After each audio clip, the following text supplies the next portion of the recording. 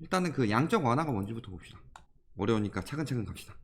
금리 수준이 너무 낮아서 효과를 기대할 수 없을 때 시중에 통화 공급을 늘리는 정책, 유동성과 인플레이션을 증가시키는 운영을 양적 완화라고 한다. 자, 유동성이라는 건 일반적으로 시중에 돈이 돌게 하는 걸 유동성이라고 하죠. 그래서 유동성을 증가시킨다. 그러면 시중에 돈을 좀 많이 돌게 하는 거고, 유동성을 감소시킨다 하면은 시중에 돈이 너무 많이 도니까 저기 화폐 가치가 너무 하락했다. 그러니까 유동성을 줄인다. 이렇게 얘기하는데, 양적 완화라는 건 돈이 많이 돌게 하는 거, 증가시키는 거죠. 그리고 인플레이션은 뭐예요? 물가죠, 물가. 물가가 너무 떨어졌다. 돈이 너무 없어서 물가가 너무 떨어졌더라. 그러니까 이거를 돈을 돌게 해서 물가를 높여보자. 이게 양적 완화죠. 그래서 뭐 많은 방법이 있는데, 시중 정부나 시중은행부터 증권 매입해서 경제에 자본을 투입한다. 그러니까 증권이라는 거는 일단 일종의 가치만 가지고 있는 거죠. 이거를 막 발행하게 만들어서 중앙은행이 산다. 정부나 시중은행 거를. 증권을 사면은 돈이 돌게 되겠죠. 그래서 통화 공급을 시중에 배포하는 것을 양적 완화라고 한다. 간단하게 시중에 돈 푼다. 이게 양적 완화죠. 그래서 오늘 이제 우리나라 양적 완화 나오기 전에 어제 무슨 일이 있었냐? 미국에서 2조 달러를 풀겠다. 양적 완화를 하겠다. 이 얘기를 상원이랑 백악관이 합의했다. 그러니까 아직 하원까지는 안 가고 4인 가족 기준으로 현금 지급한다. 돈 준다. 왜냐면은 지금 이쪽도 최근에 질병 문제 돌면서 일이 잘 안 돌아가죠. 돈이 안 도니까 먹고 살기 힘드니까 이렇게 지급을 하겠더라. 성인이랑 아동 단위로. 그래서 4월 부활절쯤에는 미국의 경제가 부활하지 않을까, 이런 얘기가 돌고 있죠. 조만간 하원을 통과하면 역대급 경기 부양책이 가동된다. 왜 역대급이냐면은 이게 리먼 때도 안 했어요. 이 정도까지는. 그러니까 이게 될지 안 될지는 모르겠지만 이쯤 맞춰서 돌겠다. 그러면 양적 완화가 성공하면은 굉장히 미국 경제가 살아나고 세계 경제가 살아나겠다. 이렇게 생각을 하는 거죠. 그러면 이게 양적 완화를 하게 된 계기를 보면, 항공사마다 보유 현금으로 버틸 수 있는 기간 개월이에요. 항공사가 델타 항공 같은 경우 0.8개월이다. 아메리칸 1.1개월, 유나이티드 1.4개월, 유럽도 마찬가지죠. 2개월도 못 버티는데, 아시아도. 자, 항공사가 지금 질병 문제로 인해서 굉장히 박살이 났죠. 외국을 안 나가잖아요. 그러니까 못 버티더라. 심각하게 못 버티는 상황이 자금난이 심각하기 때문에 미국에서 기업 차입금을 16조 달러를 또 했다. 얼마 전에요. 그 이전에. 이런 식으로 계속 양적 완화를 하고 있는 거죠. 시중에. 정부에서 그냥 돈 찍어서 풀고 있다고 생각하시면 돼요. 자, 그러니까 양적 완화 한다고 하니까 오늘 사는 거죠. 만기 회사채 15억 달러 판매했다.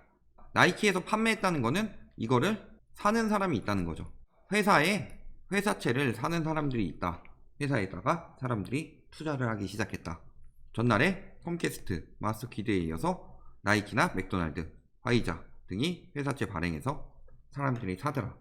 효과가 나타나고 있는 거죠. 양적 완화 추진 현황 보면은 우리나라는 좀 이따 설명할 거고요. 최대 1조 7,500달러. 유로존 같은 경우 800억 유로. 일본 같은 경우는 80조엔 정도를 완화를 하더라. 이거는 지금이 아니고 예전이죠. 예전 경제위기 때. 그러니까 이게 1조 7,500달러인데 미국 이번엔 벌써 2조 달러 풀었죠. 자, 언제? 이때 풀었다는 거죠. 2008년부터. 이거 뭐 때문이에요? 리먼이죠. 리먼 터졌으니까. 9월에 터졌죠. 터지기 직전부터 징조가 나오니까 경기 침체돼서 양적 완화 풀었다. 유로존 언제예요? 2010년. 리먼 터지고 이 여파가 유럽까지 조금 있다 터져서 결국은 유로존 사태 터지죠. 2010년에. 그래서 이때 양적 완화를 들어갔더라. 일본은 리먼 유로존 경제 위기 있는데 일본은 계속 위기였잖아요. 엄청난 경제 위기가 와서 했다기보다 일본은 그때 화폐 찍어내는 아베노믹스를 시행했죠. 근데 이렇게 얘네들이 할 수 있었던 이유는 뭐다? 미국 같은 경우 뭐 일본, 엔화 이런 거 다 기축통화죠. 얘네는 그냥 돈 풀어버리면 되더라. 얘네 자체 통화 자체가 가치가 있으니까. 그래서 기축통화니까 얘네는 풀었지만 우리나라는 기축통화가 아니니까 이렇게까지 마구 풀 수는 없더라. 자, 그래서 양적 완화했을 때 다우지수 쭉쭉 올랐다. 요땐 떨어졌죠. 리먼 때는 하지만 추후에 이렇게 계속 양적 완화하니까 결국에 올랐더라. 그리고 저기 일본 같은 경우도 아베 취임하고서 바로 아베노믹스 시행하죠. 그래서 경제 성장률이 쭉쭉 올랐더라. 그러니까 양적 완화가 잘만 들어가면은 효과를 본다. 그렇게 볼 수 있겠죠. 근데 일본은 위기도 안 왔는데 돈을 막 찍었어요. 아예 그냥 화폐를 찍어버렸거든요. 왜 제지가 없었을까요? 원래 이렇게 돈 막 찍어가지고 의도적으로 환율 낮춰서 수출 활성화시키면 다른 나라들이 굉장히 반대하고 하는데 왜 일본은 이렇게 뒀을까요? 지들이 먼저 했으니까. 할 명분이 없다는 거죠. 기축통화라서라기보다 기축통화라도 이렇게 막 하면은 세계적으로 반발 사는데 얘네가 할 명분이 없는 거예요. 먼저 했으니까 얘네가. 맞추려면은 얘네는 계속 양적 완화를 하는데 타국에서 안 한다. 그러면은 화폐 가치는 안 하는 나라 화폐 가치가 굉장히 올라가죠. 그러면은 그 나라 통화가 비싸기 때문에 수출입을 할 때 예를 들어서 예전에 원달러 환율이 1000원이다. 그러면은 그 1000원짜리 물건을 1달러에 살 수 있었는데 얘네가 가치가 올라가서 달러당 800원이 돼버렸다. 그러면은 1000원짜리 물건을 사려면 1.25달러가 필요하죠. 그러니까 안 팔리는 거죠. 그러니까 수출에 불리하기 때문에 그 나라의 화폐 가치를 함부로 낮추는 거를 원래 좋아하지 않으니까. 근데 트럼프는 막가죠. 계속 기준금리도 낮추고. 그래서 기준금리 같은 경우도 금리 낮췄는데 잘 안 되니까 양적 완화 들어가는 거죠, 같이. 이게도 일본도 금리 계속 낮추다가 거의 뭐 제로금리까지 가니까 안 되겠다 싶으니까 막 양적 완화 들어가기 시작하는 거죠, 계속. 특히 요때 아베노믹스로. 유로존 역시 금리 계속 낮춘다. 그러니까 양적 완화하면서 금리 인하가 같이 들어가는 거예요. 그러면은 첫 번째, 시중에 돈을 푼다는 것에서 금리 인하를 하고, 그 다음에 두 번째는 유동성 공급하는 거죠, 양적 완화로. 이렇게 하는 이유는 뭐예요? 돈이 돌지 않기 때문이다. 그러니까 이렇게 풀면은 돈이 돌겠죠. 그나마. 그랬을 때 매수 심리가 얼마나 어떻게 변했느냐, 바로 됐느냐. 근데 미국 같은 경우는 침체가 워낙 심했기 때문에 돈을 풀었음에도 불구하고 한동안은 물가가 계속 떨어지더라. 근데 양적 완화라도 해서 이만큼이라도 방어했을 수는 있는데 결국에 해서 나중에 오르더라. 이거는 경기 회복되면서 오른 거죠. 유로존까지 어느 정도 극복하고. 하지만 일반적으로 일본 같은 경우는 자, 돈을 막 풀어요. 돈을 푼다는 건 화폐 가치가 하락하죠. 그러니까 양적 완화를 하게 되면 화폐 가치가 하락한다는 건 곧 무슨 뜻이에요? 화폐 가치가 하락한다는 건 곧 실물 가치가 상승한다. 그래서 양적 완화를 하자마자 물가는 급격히 올라가더라. 이거는 아까 뭐 2차 양적 완화를 말한 거죠. 그리고 결국에는 이렇게 양적 완화로 끌어올렸던 거 결국엔 다시 떨어지죠. 결국엔 다시 떨어지니까 양적 완화 떨어지더라도 계속 무제한으로 공급하는 거다. 그래서 버티고 있는 거죠, 물가.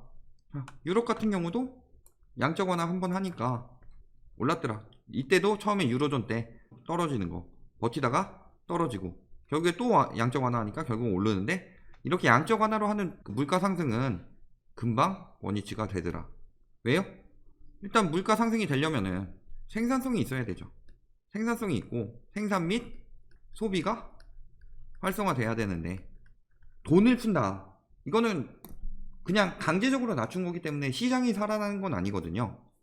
그러니까 효과는 그렇게 길게 가지 않더라. 항상 일시적이다. 그러니까 이거는 그 장기적으로 사용할 대책은 아니고 일시적으로 사용할 대책이다. 위기가 왔을 때 순간적으로 돈이 너무 안 도니까 좀 돌게 해보자 라고 사용하는 정책이죠. 자, 그래서 환율도 보시면 오히려 양적 완화 했음에도 불구하고 달러의 가치는 낮아지고 있죠. 원달러 환율이니까 예를 들어서 이게 거의 뭐 한 1600원 이상까지 갔는데 원달러 환율이니까 1600원이 1달러죠. 이 당시에 양적 완화 들어갔음에도. 근데 지금은 뭐 최근에 좀 올랐다고 해도 1230원이라고 합시다. 1230원이 1달러다. 그러면 달러 하나 사는데 1600원이 필요했고 지금은 1230원이 필요한 거니까 달러 가치가 이때가 더 비싼 거죠. 양적 완화를 했음에도 달러 가치는 올라갔더라. 양적 완화를 하면은 달러를 많이 풀잖아요. 달러를 많이 푸니까 달러 가치가 떨어져야 되는데 순간적으로 올라가더라. 왜일까요? 당연히 경제 위기이기 때문에 안전자산으로 돈이 몰렸기 때문이죠. 안전자산, 우리나라 원화는 기축통화가 아니기 때문에 안전자산이 아니지만 달러화는 안전자산이더라. 돈을 풀어도 가격이 올라서 수출이 잘 되지 않는 기이한 현상이 일어난 거죠. 반대로 지금도 돈 푼다 했는데 뭐 최근에도 푼다 했는데 계속 오르고 있잖아요. 달러 최근에 잠깐 떨어졌고, 엔화 같은 경우는 풀기 시작하면서 가치가 급격히 떨어졌죠. 엔화는 양적 완화를 성공했는데 이거는 경제 위기랑 관련 없이 그냥 돈 풀었기 때문에, 그래서 가치 낮추는 데 성공했는데 결국에는 경제 위기 오면 다시 상승하더라. 자, 그럼 여기서 지금 여기까지 지금 얘기를 했는데 양적 완화가 들어갔어요. 그런데 지금 상황은 무슨 상황이다? 경제 위기죠. 경제 위기 상황에서는 달러나 아니면 엔 같은 기축통화가 가격이 오르더라. 아무리 양적 완화를 풀더라도. 그러면은 지금 이런 안전자산으로 돈이 몰린다 라는 걸 알겠죠. 그러면은 안전자산이다. 근데 부동산은 위험자산이죠. 제가 위험자산인 이유 설명드렸었죠. 첫 번째 황금성이 떨어지고, 두 번째 생산성이 없어서, 세 번째 유동성만으로 형성되는 시장이다. 그러면 여기서 유동성만으로 형성되는 시장이라고 하면 일반적으로 양적 완화를 한다. 그러면 유동성이 올라가니까 유동성이 형성돼서 부동산 가격이 오르더라. 이런 얘기가 도는 거죠 지금. 근데 일반적인 양적 완화, 요거는 어느 상황이냐? 일반적인 상황일 때. 하지만 얘기했듯이 경제 위기죠 지금은. 경제 위기 때는 양적 완화에서 올라간 유동성이 부동산 같은 위험자산으로 들어갈까요? 아니면은 엔, 달러 혹은 이거 안전자산이니까 들어갔죠. 요거 외에도 금이나 아니면 채권, 미국 채권 시장 이런 데로 들어가죠. 왜냐면 여기 부동산 잘못 넣었다가 첫 번째는 당장 내가 쓸 돈이 없는데, 이 양적 완화 하는 건 돈이 안 도니까 당장 내가 쓸 돈이 없는데 생활비가 힘든데 부동산에 오랫동안 묻어둔다. 힘들죠. 물론 가능한 사람도 있어요. 근데 대부분이 안 되죠. 많은 사람들이. 그러니까 환금성이 떨어지는 자산에는 절대 들어가면 안 되겠죠. 주식은 환금성은 높지만 주식 같은 경우는 위험자산으로 들어가죠. 왜? 왜냐면 경제 위기 때 지금 예를 들어서 항공사 성장할까요? 아니면은 망할까요? 아까 뭐 1개월, 2개월 버티기 힘든 항공사들 많은데 관광 안 되니까 이런 거 안 되죠. 그죠? 뭐 이 외에도 기타, 예를 들어서 지금 유가가 하락했어요. 유가 하락하면은 지금 감산을 하려고 하죠. 미국 같은 경우. 그러면은 희추성 같은 것들 당연히 줄이죠. 이러면 조선도 무너지는 거죠. 주식 같은 경우 보면은 아까 시추성 같은 유가 하락으로 인한 이런 걸로 조선이 무너지는 거죠. 그 다음에 아까 또 항공사, 요거는 관광이 무너지기 때문에 안 되는 거죠. 이런 데들 위험하다. 지금 그 다음에 뭐 미국 같은 경우는 셰일 기업들 채산성 40달러인데 지금 WTI 텍사스유 같은 경우 20달러 되죠. 채산성 안 나오니까 당연히 무너지죠. 이런 것들 지금 주식이 뜨기 위해서는 양적 완화로 인해서 뜨는 건 아니고 그건 기대감으로 인한 순간적인 것일 뿐이고, 주식이 올랐죠. 어제 올랐어요. 엄청 올랐죠 미국. 근데 이거는 단지 기대감 뿐이다.